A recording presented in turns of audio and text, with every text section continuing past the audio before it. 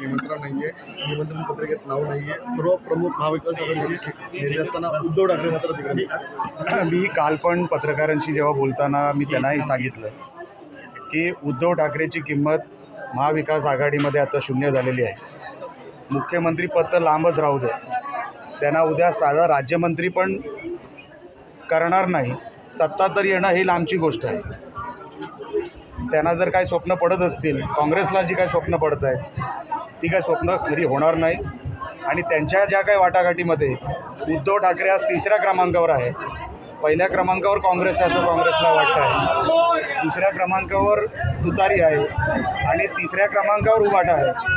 हे जोपर्यंत उद्धव ठाकरेंना हे रुजलं पाहिजे की त्यांची किंमत समाजामध्ये शून्य होत चाललेली आहे, त्यांना आता काँग्रेसच फाट्यावर मारत चाललेली आहे, हे आता काही चित्र लपवण्यासारखं काय राहिलेलं नाही.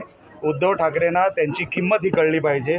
आणि हे फक्त कुठे सांगलीला होतं आहे म्हणून कशाला, उद्या मुंबईमध्ये जरी झाली ना तरी यांना खुर्ची नाही. अगोदर कशा मोठ्या त्या गुबगुबीत खुर्च्या असायच्या, आता प्लास्टिक चेअरवर बसायची अवस्था आली आहे उद्धव ठाकरेंची.